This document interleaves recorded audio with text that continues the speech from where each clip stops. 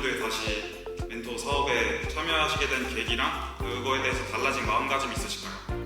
다시 멘토링을 하고 싶어서 서류를 냈던 이유는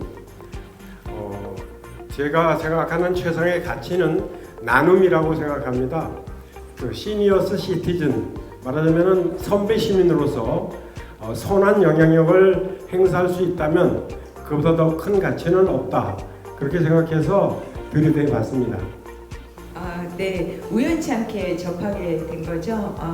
제가 아는 분이 이제 춘천시 공직에 계시는 분인데 춘천시청에 거기서 제가 갖고 있는 재능이나 제가 갖고 있는 그 하고 있는 일들이 이것과 굉장히 접목을 해보면 좋겠다라는 취지하에 저에게 우연치 않게 그 자료를 주면서 시작하게 된 거였거든요.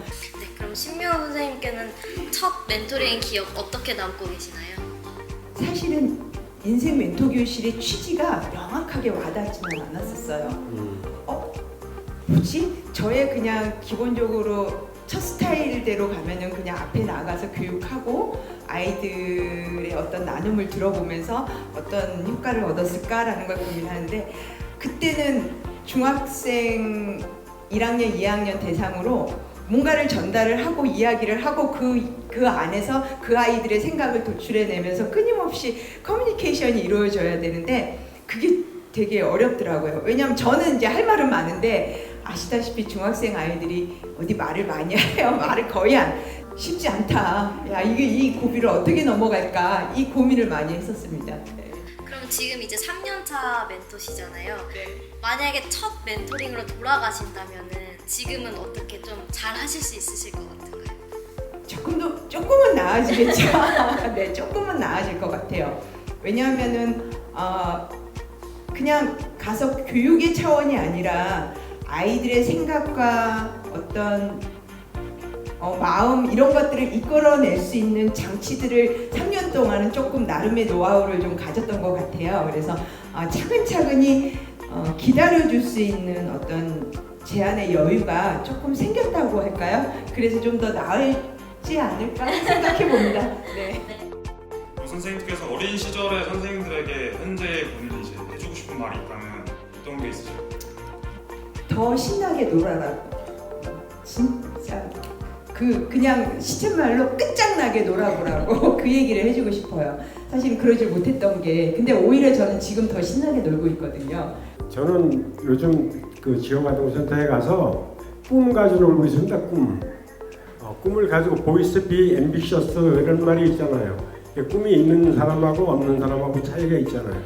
그래서 좀 어린이 아이들한테 어렵지만 꿈을 가지고 놀고 있고, 그 다음에 마이 비전 보드라고 하는 거를 목공으로 해서 만들어서 레이저 CNC에다가 새겨가지고 이렇게 주고 있거든요. 그래서 우리 꿈을 가지고 놀자, 그런 얘기를 하고 있습니다.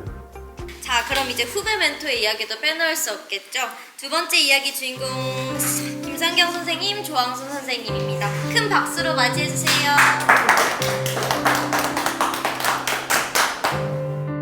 저는 이제까지 어쨌든 제가 이렇게 살면서 이렇게 배워서 남주자 약간 그런 게 있어서, 제가 배운 게 있으면 그런 걸 좀 이렇게 활용하고 하는 거를 되게 즐겨하는 사람이어서, 지금 이제 강릉문화원에서 제가 다른 사업 이제 묘화문화예술 교육을 하고 있는 과정 가운데 이제 인생 나눔 교실이라고 하는 거를 갖고 뭔가 내가 도움을 줄 수도 있겠구나라는 생각이 들어가지고 이제 지원을 하게 됐죠.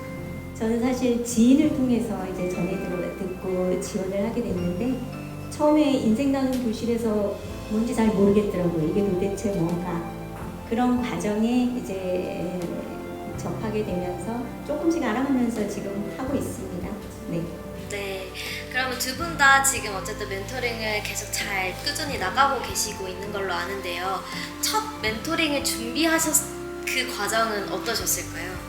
미술, 심리, 치료 이렇게 심리 아트로 해가지고 제가 한 15주차를 이렇게 프로그램을 짜서 이제 됐는데, 처음에 이제 가니까 거의 이제 90세가 넘으신 분들이었어요. 근데 이제 다 휠체어에 앉아 계시고 6분 중에 3분은 치매를 앓고 계셨었고 3분은 거의 귀가 양쪽 다 안 들리셔가지고 소통 자체가 불가능하더라고요. 그래서 들리지 않고 소통이 불가능한 사람들과의 어떤 이야기를 어떻게 나눌 수 있을까 고민을 엄청 많이 했던 것 같아요. 그래서 처음에 갔을 때 제가 계획했던 것들을 조금 더 이렇게 상향 조정하고 좀 어떻게 하면 이분들이 내 말을 알아듣고 또 그 말에서 나도 그 말을 이끌어낼 수 있을까를 고민을 많이 했었던 것 같아요. 그 순간에.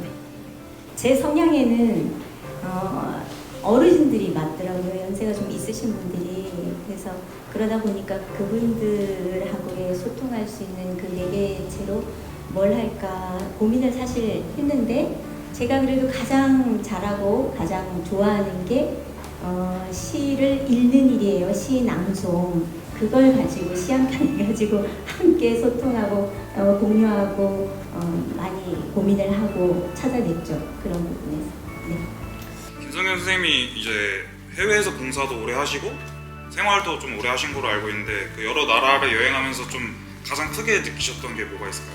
20살 때부터 어떻게 되게 기회가 있어서 되게 여러 나라를 많이 다녔었어요. 그리고 실제로 인도에서도 1년을 살아보고 스리랑카에서는 뭐 1년 넘게도 살아봤고 또 결국에는 결혼을 해서 간 게 미국이어서 미국에서 또 10년을 살고 해외에서 생활을 많이 하고 또 살면서 여행을 하면서 느낀 거는 세상이 정말 넓다. 그리고 내가 아직도 경험해보지 못한 영역이 많다.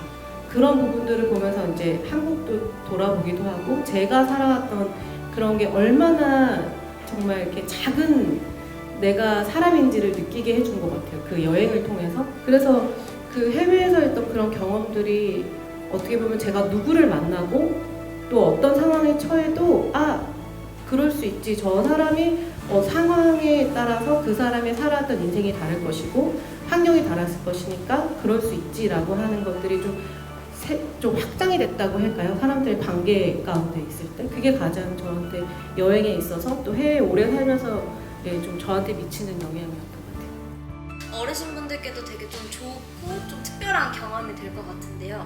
그럼 이쯤에서 선생님께서 가장 좋아하시는 짧은 시 낭송 한번 들어볼 수 있을까요?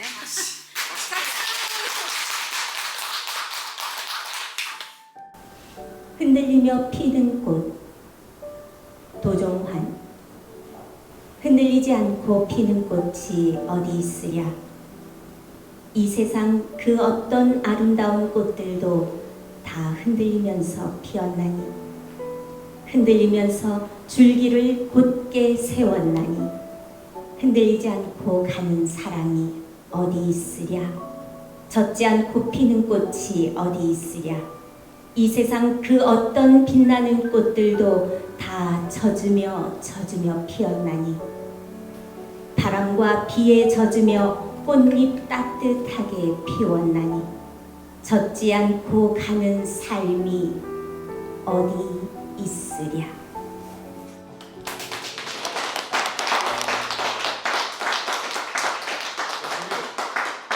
낭송하실 때 되게 성우처럼 바뀌세요. 네, 제가 너무 바뀌었나요? 목소리가 다른 것 같아요, 시 낭송. 그래요?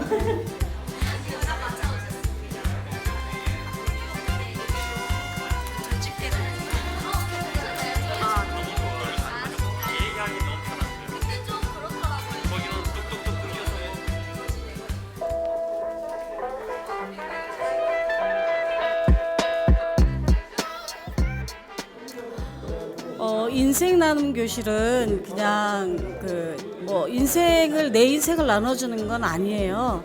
내가 경험했던 거, 그다음에 이제 이런 것들을 세대 공감이라고 얘기하는 게 아마 좋을 것 같아요. 공감, 소통이 과연 잘 될까 이렇게 생각을 했었는데 아이들하고의 이야기가 어느 순간부터는 서로 소통하고 있다는 걸 저로 느꼈거든요. 그래서 3년 동안 멘토링을 하면서 느꼈던 거는 아이들한테 준 거보다 제가 힐링을 받은 게 훨씬 크다.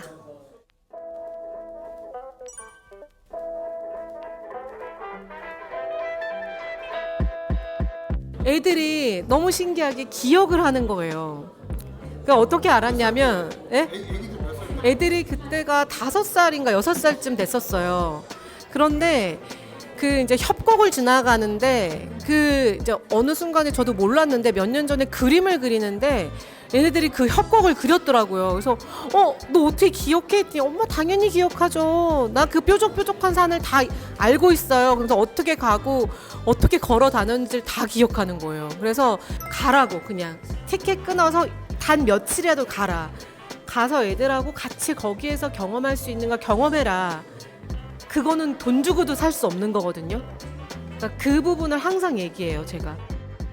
1부 토크 콘서트 때 이제 4분 멘토 선생님의 이야기를 들어봤다면 이번 시간은 오늘 참석해주신 멘토 선생님의 의견을 자유롭게 저희가 듣고 싶어서 서로의 생각을 공유하는 시간을 가져보도록 하겠습니다.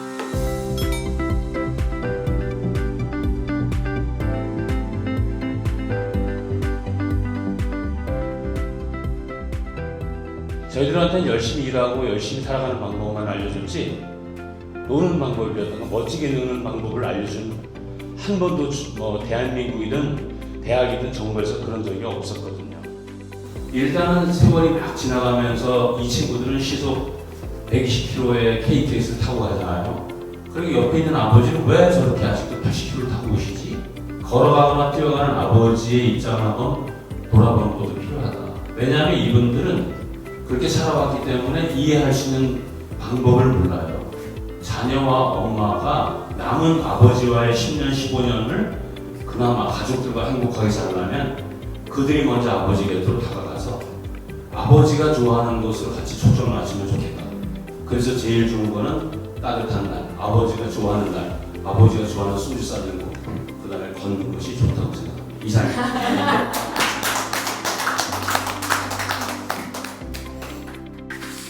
너무 큰 감동을 받았습니다. 사실 이 사연의 제공자가 접니다. 이 사연이 제가 지금 이번 근 한두 달 내에 겪은 일이어서 저희 아버지가 저번 달에 퇴직을 하셔서 이런 일이 있어서 저도 참 마음이 심란했는데 제가 이제 이거를 기획하다 보니까 이거를 선생님이랑 나누면 너무 좋을 것 같다 싶어가지고 제가 이 사연을 들고 나왔는데 정말 네, 정답인 것 같습니다. 아버지와 함께 소주 한잔 하면서 도란도란 얘기를 하는 시간을 가져보고 싶습니다. 정말 감사합니다.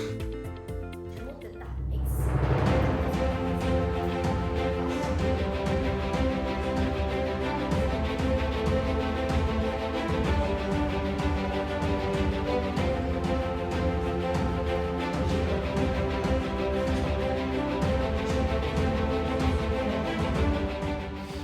이것으로 자 멘토스를 오늘 마무리하도록 하겠습니다. 원걸 해주셔서 감사합니다.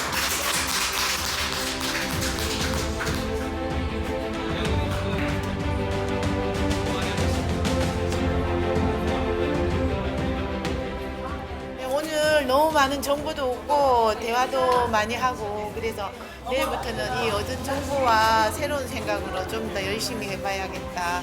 다음번에 뵀을 때는 또 새로운 이야기를 나눠 드릴 수 있도록 그런 시간이 됐으면 해요. 오늘 너무 즐거웠어요.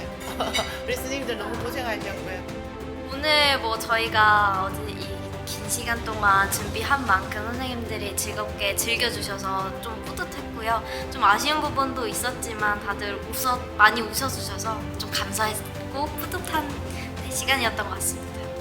물론 아버지한테 직접 들으면 가장 좋을 텐데 그런 상황이 있다 보니까 직접적으로는 말 안 해주시지만 이제 그 상황을 겪으시고 그렇게 살아오신 멘토 선생님들 말 들으니까 확실히 조금 더 위로가 되는 것 같고 조금 더 아버지한테 이런 식으로 다가가면 좋겠다라는 생각이 들어서 조만간 추석 때 소주 한잔 할 생각입니다.